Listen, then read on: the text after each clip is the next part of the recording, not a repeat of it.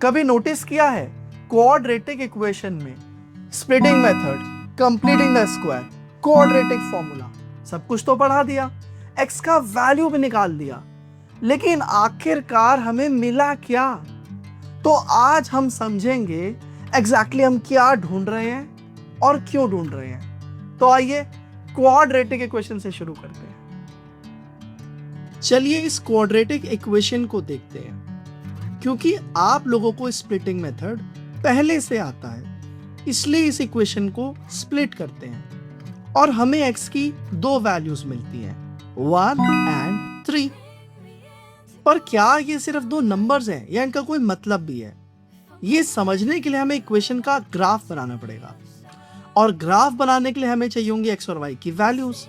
तो पहले values calculate करते हैं। इसके बाद अब हम जब इन वैल्यूज को ग्राफ पर प्लॉट करेंगे तो ये ग्राफ हमारे x एक्सिस को दो वैल्यूज पर काटेगा, 1 और 3, और ये वही दो वैल्यूज हैं जो हमने इक्वेशन सॉल्व करते वक्त ढूंढी थी। इसका मतलब हम स्प्लिटिंग मेथड या क्वाड्रेटिक फॉर्मूला या कंप्लीटिंग द स्क्वायर से वो वैल्यूज ढूंढना चाहते हैं जो x एक्सिस को कट करती हैं। अब हम ये तो समझ गए कि हम एग्जैक्टली ढूंढ क्या रहे हैं, वो पॉइंट्स जो x एक्सिस को कट करें। लेकिन सवाल ये है कि हम ये ढूंढ क्यों रहे हैं, क्या मिलेगा इन सॉल्यूशंस को फाइंड आउट करके। तो दोस्तों अब इसे एक असल जिंदगी की कहानी से समझने की कोशिश करते हैं। मान लीजिए एक आदमी है और ये ग्राफ उसके बिजनेस की जर्नी को दिखाता है। शुरुआत में उसका बिजनेस लॉस में था, इसलिए ग्राफ x एक्सिस के नीचे है।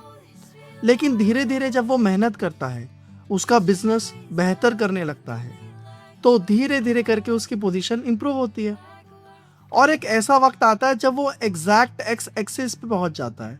इसको ब्रेक इवन पॉइंट बोलते हैं, यानी कि प्रॉफिट भी नहीं हो रहा है पर लॉस भी नहीं हो रहा है, राइट।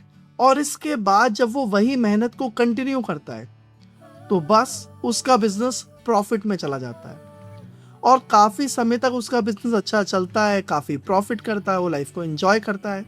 लेकिन जिस तरह जीवन हो या बिजनेस, उतार और चढ़ाव जरूर आते हैं।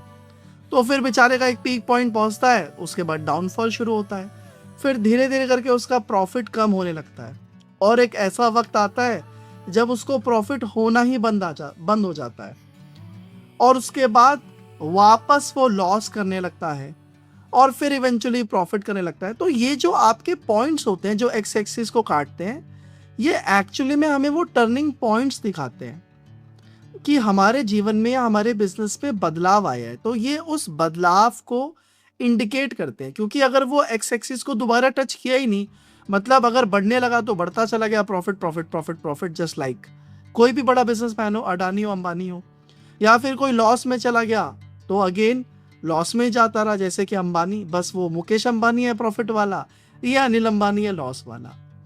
तो आई होप कि अब आप इस बात को समझ पा रहे होंगे कि एक्चुअली में ये जो हो रहा है, जो ढूंढा जा रहा है, उसके पीछे का रीजन क्या है।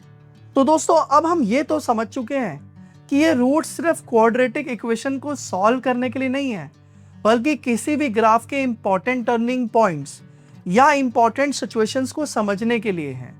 दोस्तों जैसे कोई भी बिजनेस होता है, उसका एक अपना साइकिल होता है, कोई भी कंट्री का इकोनॉमिक साइकिल होता है, या किसी का पर्सनल लाइफ का भी अपना एक साइकिल होता है।